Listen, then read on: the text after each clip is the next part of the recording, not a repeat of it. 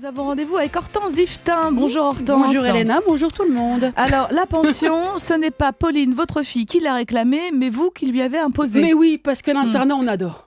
Moi, je suis à fond pour la colonie pendant les vacances et l'internat pendant l'année scolaire.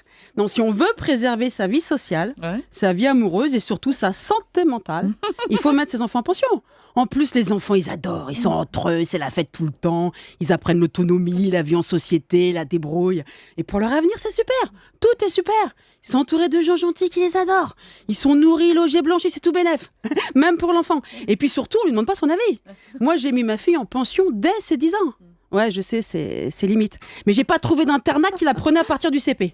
Donc j'ai dû attendre ses 10 ans, la rentrée en 6e, du coup j'étais au taquet. Alors bien sûr, j'ai pas dit à ma fille que je me débarrassais d'elle. Non, vous avez pas dit bah ça. non, faut éviter. Non, puis on ne le pense pas. Non, Enfin, surtout pas vous. Pas tous les jours. Alors en plus, l'enfant pourrait mal le prendre et pourrait nous en vouloir et rendre la séparation plus difficile. Et nous, on ne veut pas que la séparation soit difficile. On veut qu'elle soit rapide, tout simplement.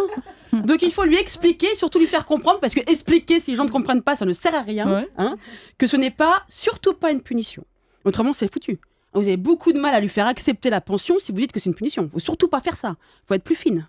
Il faut lui dire que c'est pour son bien, pour son avenir et pour le nôtre. Parce que quand on voit ce que l'avenir leur réserve à ces chers cocos, c'est pas terrible. S'il réussit pas ses études, c'est dead. Son avenir sera low cost. Génération EasyJet Ikea. On n'aime pas. Parce qu'en pension, l'enfant n'a rien d'autre à faire que d'apprendre.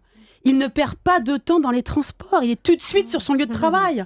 Et ça, c'est un luxe d'habiter sur son lieu de travail. C'est pas donné à tout le monde. En plus, pour les devoirs, bon, déjà, il faut savoir qu'en CE2, on est un peu dépassé. Mais là, on n'y comprend plus rien. En plus, il y a un truc. Quand même, Oh,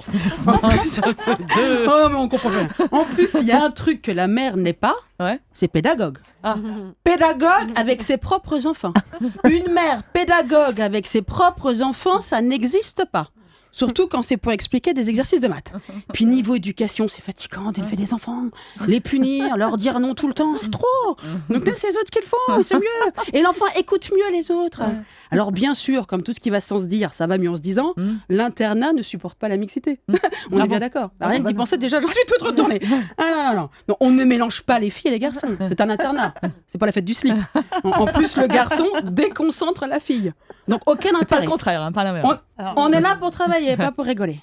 Alors pour ma fille, donc j'ai opté pour l'internat non mixte et pour le port de l'uniforme. Et quand je regarde Pauline, ma fille, un seul mot me vient à l'esprit. Le couvent. Et on est ravis. Ah, ça doit pas rigoler tous les jours chez les Diftins. Merci Hortense.